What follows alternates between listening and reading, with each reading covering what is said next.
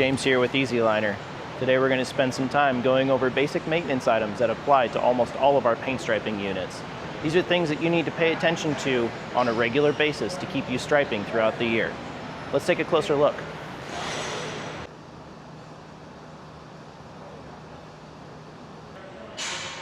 Should be adding a few drops of piston lube or throat seal oil to the needle on every gun.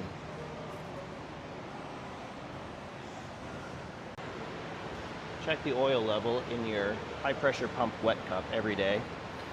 If needed, add a little bit directly into the top. It shouldn't be overflowing, but should be almost to the top of the wet cup.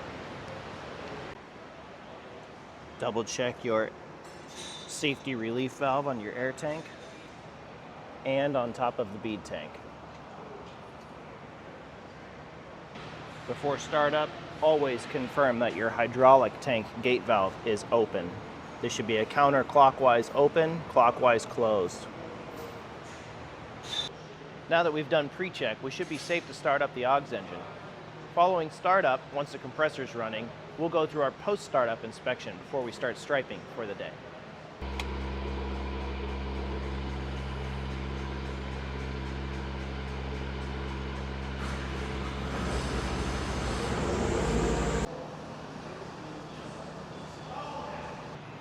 Next, we're going to check the air filter restriction gauge for the Le Mans dryer.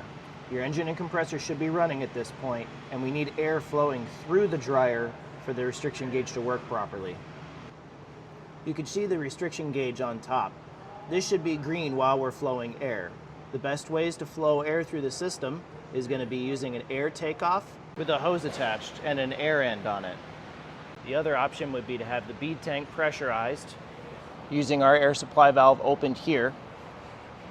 And then you can open the exhaust port here to flow air through. Then you need an operator to check that restriction gauge while you're doing this and close this back up before striping. The other restriction gauge we need to check during operation is the hydraulic return filter located here. During hydraulic operation, this gauge should remain in the green. Once it passes into the yellow or the red, it's time to replace the hydraulic return filter.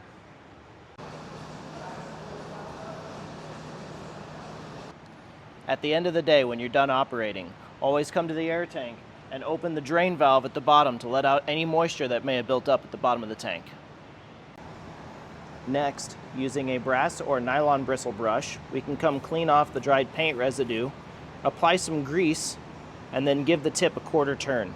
This will keep everything ready for us to stripe tomorrow morning. Last but not least, at the end of the day, we want to make sure all the power to the unit is turned off.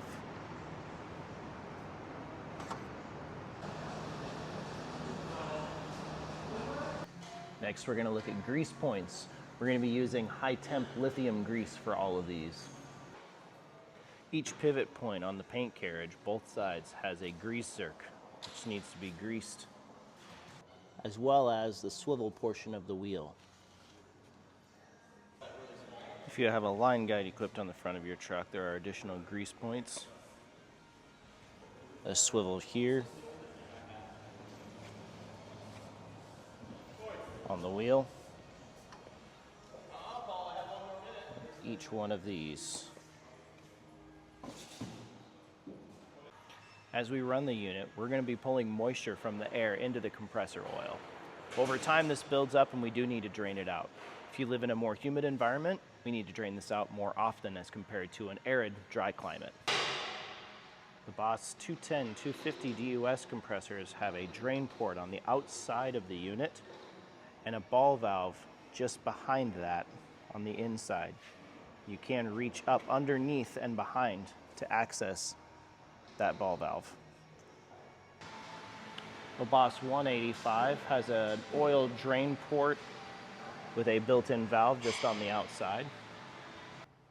And the Infinity 100 has just a cap on the outside for oil drain. There's no ball valve included on this one. Best practice for this is to do it at the beginning of the week before running the unit. Just put a catch pan or a bucket underneath the drain location and crack the drain open to allow water to escape from the bottom of the tank As soon as you start to see oil coming out of that, we seal it back up. To clean off your finned coolers on the unit, use a 50-50 mix of dish soap and water, or something like Simple Green cut with water as a degreaser. Using a garden hose, standard pressure is safest. If you're going to use a pressure washer, use extreme caution.